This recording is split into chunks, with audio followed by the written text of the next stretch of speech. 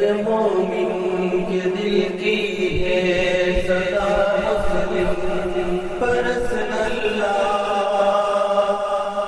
نہ بدلا ہے نہ بدلے گا میرا مسلم پرست اللہ۔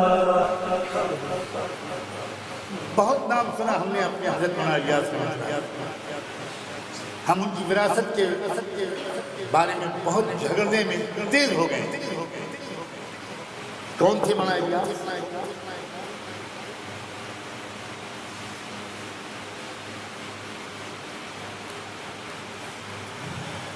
خاندانی رئیس تھے،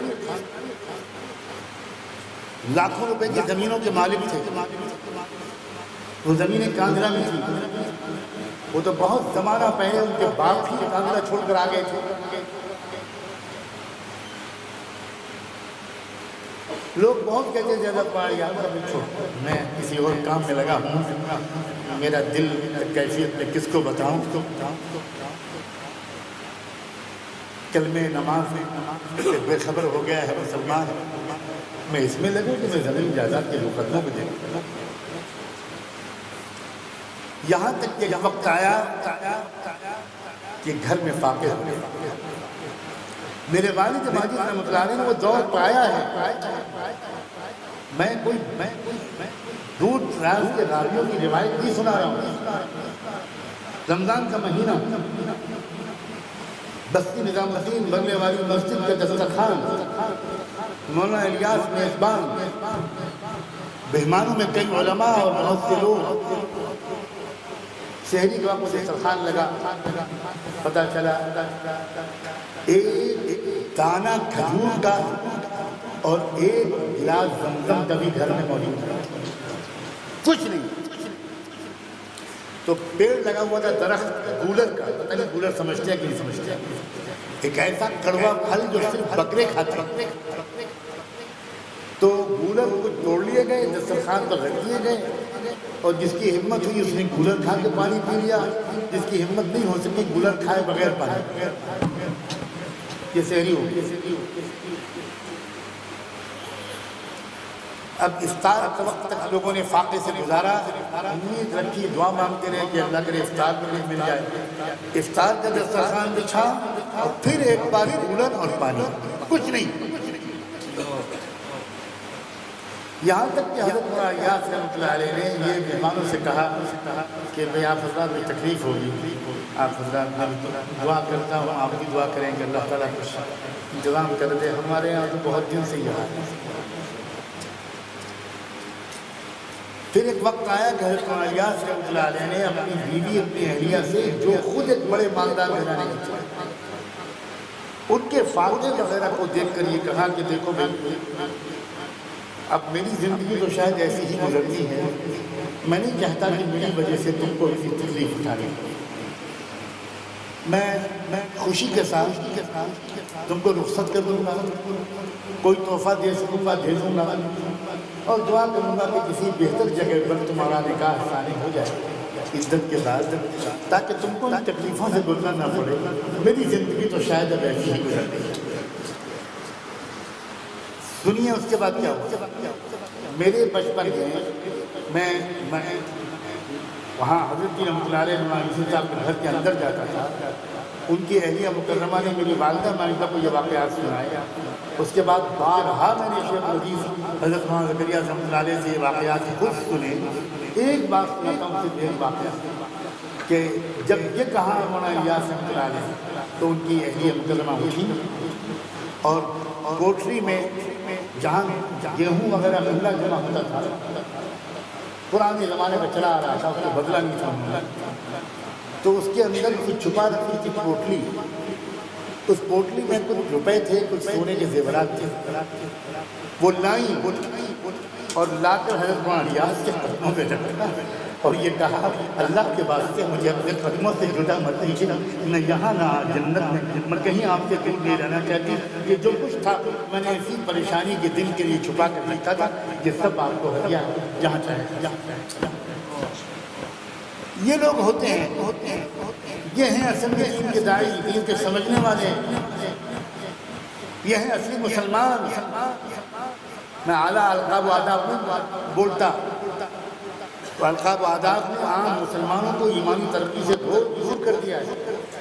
اگر میں کہوں کہ یہ تھے اولیاء اللہ تو ہم سب کہیں گے بھائی ٹھیک ہے اولیاء اللہ تھے، ہم تو عام تھے۔ نہیں، میں کہوں گا کہ یہ تھے مسلمان۔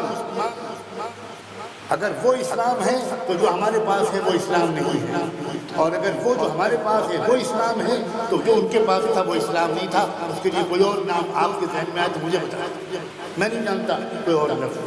وہی ہے ایمان، وہی ہے اخلاق، وہی ہے تقویٰ، وہی ہے احسان، وہی ہے معرفت، وہی ہے محبت الہی، وہی ہے صدق، وہی ہے انابت، وہی ہے اخبار، وہی ہے عبدیت۔ اور یہ چیزیں ہمیں حاصل کرنی ہیں، اس سے کم پر راضی نہیں رہنا، انتھک کوشش بھی کرنی ہے، اللہ سے مانگنا ہے۔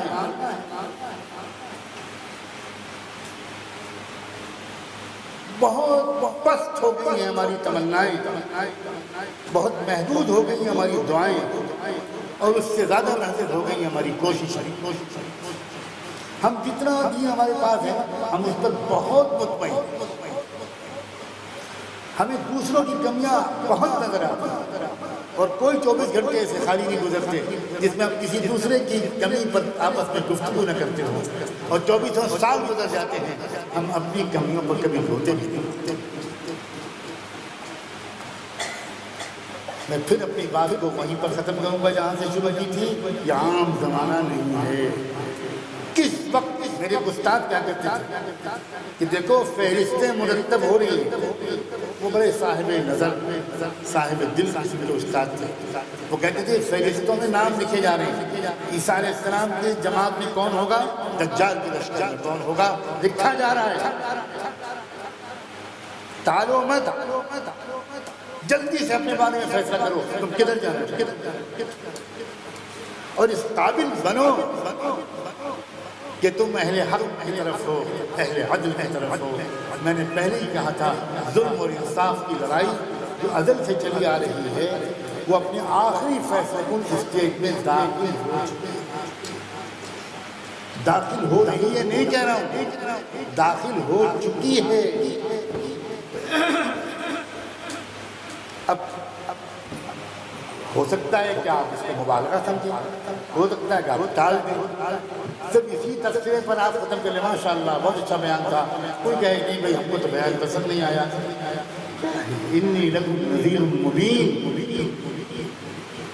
یہ آگاہی ہے، یہ وارننگ ہے، یہ آگاہی ہے جو آج آپ کی خدمت میں پیش کرنے آئے۔ مجھے ڈاکٹروں نے بیٹھنے سے سختی سے منع کیا، میں آدھا گھنٹہ بیٹھ جاتا ہوں تو میں پوری حالت میں میں نے صرف اسی لیے دعوت قبول کی کہ پتہ نہیں کہ زندگی کتنی باقی ہے، کسی طرح یہاں کے زمین پر رہنے والے کچھ نصیب بھائیوں سے میں کچھ کہہ سکوں تو شاید کہ اتر جائے تیرے دل میں میری بات۔ انداز بیان گرچہ بہت شوق نہیں ہے، شاید کہ اتر جائے تیرے دل میں میری بات۔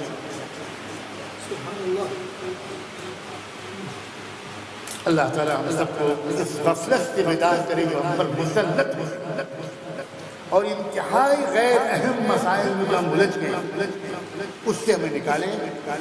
ہم جس چیز کو حق سمجھتے ہیں اس کو حق سمجھ کر اس میں لگیں، لیکن اپنی اصل توانائی، اصل انرجی، اصل توجہ ہم اس بڑے معرکہ حق کو باطل کے لیے اپنے کو تیار کرنے میں لگائیں، صفات کے اعتبار سے، کردار کے اعتبار سے، جذبات و تمناؤں کے اعتبار سے۔ دنیا کی قوموں کے جو قائدین ہیں، دنیا کی قوموں کے جو دانشور ہیں، میرا رابطہ کیونکہ بہت دنیا کی مختلف قوموں کے لوگوں سے رہتا ہے، مجھے نہیں لگتا کہ میرے ملک میں اتنا رابطہ کسی اور کا دوسری قوموں کے رہبروں سے رہتا ہے۔ مجھے انتہائی شرمندگی ہوتی ہے کہ وہ اپنی مذہبی کتابوں کی روشنی میں اس دور کو آخری معرکے کا دور سمجھ رہی ہیں، اور ایک ہم ہی ہیں جو نہیں سمجھ رہے۔ پتا پتا بوٹا بوٹا حال ہمارا جانے ہے، پتا پتا بھوٹا بھوٹا حال ہمارا جانے ہے، جانے نہ جانے کل ہی نہ جانے باپ تو سارا جانے۔ آپ میرے لیے دعا فرمائیں، اور کوئی بات آپ کی شان کے خلاف نکلی ہو میں دستبستہ معافی مانگتا ہوں، مجھے معاف کریں۔ آپ یہ کہیں گے کہ میں نے زیادتی کی اور میں اس غم کے ساتھ واپس جاؤں گا کہ میں کچھ بھی نہیں کہہ سکا۔ وآخر دعوانا